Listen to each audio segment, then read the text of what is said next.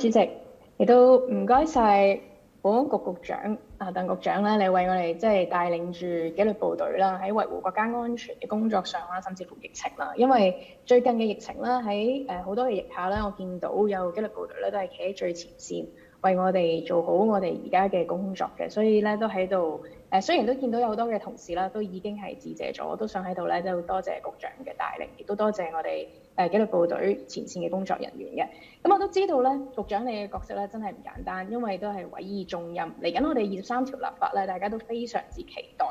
咁而家咧都聽到局長同我哋匯報咗一啲嘅進展啦。咁我自己特別咧就想同局長你指出咧有關宣傳教育嗰部分啊。主席，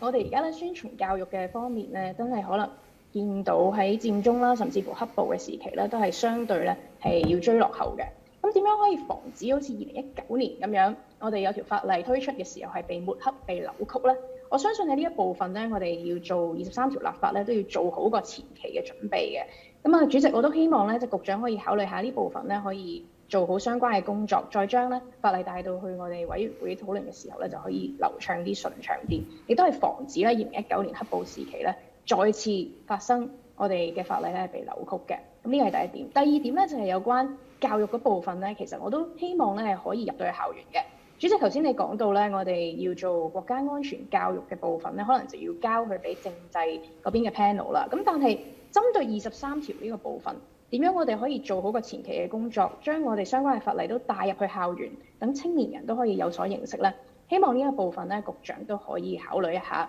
我哋咧喺我哋而家保安嘅 panel 咧，就23條立法同校園宣傳嘅工作咧，都可以有個結合。唔該晒，主席。好，局長。好，多謝主席。咁啊，首先咧就住23條嘅立法工作咧，我哋唔會低估嗰個難度嘅。我哋咧係睇翻過往一啲國家安全嘅情況，我哋都明白到咧，仲係有一啲想危害國家安全嘅外部勢力，係咧就係想利用任何機會咧，都係去影響我哋香港或者國家安全，包括咧係抹黑一啲我哋嘅立法工作。特別係23條，有23條咧就係針對國家安全立法啊嘛，就係要針對間諜啊嘛，就係要針對呢啲外部勢力啊嘛。咁所以我哋都預計咗咧，可能會係有啲人咧為咗自身嘅利益，希望我哋立法唔暢順咧，係從而係做好多抹黑嘅工作啊、歪曲嘅工作啊、甚至或者係要阻撓嘅工作。咁所以我哋咧係喺嗰個宣傳教育方面咧，我係好同意陳議員所講咧，一定要加強呢個工作。包括咧，我哋要從唔同嘅渠道嘅即係除咗係普通我哋一般電視咁樣，可能喺網上嘅平台特別針對年輕人甚或咧係我哋都可能應該係要同一啲係譬如係外國喺香港做生意人咧，都要同我哋咧係解釋清楚呢個究竟嘅立法嗰個原意係點，法例係點樣，對於佢哋咧係會唔會構成任何影響？咁我相信呢個咧係嗰個嘅解説工作同埋諮詢工作咧，都一定係一個好透明嘅情況底下咧係去進行嘅。咁另外咧係有關於係向青少年人解釋，包括咧喺學校入邊解釋咧，我都同意咧，我哋應該係要做嘅。咁所以我哋咧係亦都係會係同特別係教育局啦，係可能係商討一下如何咧係可以喺學校入邊咧係推廣呢個係國安法嘅係宣傳同埋呢23條立法嘅相關嘅工作嘅。多謝。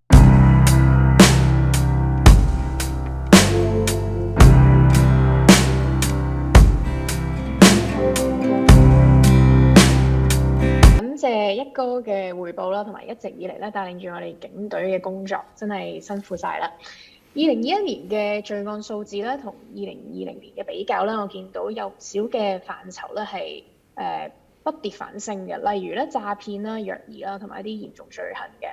咁喺疫情之下啦，當局有啲咩針對性嘅措施可以打擊以上呢啲嘅罪行咧？尤其係虐兒嘅個案啦，因為大家都知道兒童特別係有特別需要嘅係欠缺自我保護嘅一群嘅。咁童樂居其實咧都恐怕只係冰山一角嘅事件，而童樂居事件亦都睇得出咧，我哋係有賴市民嘅舉報啦，同埋處方嘅跟進。但係我哋有冇一個加強嘅外展機制去防範同埋阻止呢啲事件再發生咧？同埋喺其他同類型嘅機構，而家係咪有相關嘅情況都係發生緊？有冇一啲嘅機制而家咧係進行一啲調查咧？咁我都想了解一下嘅。唔該晒，主席。好啊，處長。好，多謝陳議員嘅提問。咁絕對係嘅，即係就住虐兒嗰方面嘅案件咧，我諗大家都非常之關注啦。咁喺呢方面咧，我哋嚟緊嘅展望咧，我哋係會好似頭先咁講啦，即係同相關嘅部門啦，包括係律政處啊、社署啊等等咧，我哋會去探討咧，加強個檢控。除咗呢樣之外咧，我哋亦都會加強個訓練啊，包括係我哋內部嘅同事咧嘅訓練啦等等，同埋咧係受害兒童嘅福利跟進啊各方面嘅工作咧，我哋都會喺呢方面去探討嘅。咁另外咧，我哋亦都係而家咧喺我哋內部咧，亦都係推行緊一個試驗計劃嘅，係將即係同與兒童同埋精神上冇行為能力證人錄影會面啊呢個課程嘅部分咧，我哋亦都會係去加入我哋喺我哋叫做 CID 嘅課程啦，刑事調查嘅課程裏面咧，係加強呢方面嘅工作同埋一個訓練，咁啊希望加強我哋同事嘅專業性等等。咁當然除咗內部之外咧，我哋亦都會去探討咧，除咗係呢個律政處啦、社署之外咧，我哋仲有啲乜嘢嘅機構，我哋大家可以合作。最重要一樣嘢，我覺得咧，就係一定要提升所有即係市民咧，係對呢一方面嗰個認知，同埋咧，我亦都喺呢度咧係希望係去鼓勵所有市民咧，當佢哋如果見到類似嘅罪案咧，佢哋冇需要猶豫，盡快通知我哋。咁咧，我哋希望咧就係透過一個咁嘅機會咧，我哋能夠盡快將所有相關嘅人咧能夠繩之於法嘅。好，多謝。睇完呢條片，如果中意嘅話，記得要讚好、留言同埋分享俾身邊嘅朋友，仲要訂閱埋我陳詠欣 Jovi Chan 嘅 YouTube 頻道，撳埋 See First 隔離個啷啷，咁你就唔會錯過我任何一條短片噶啦。我哋下一條片再見。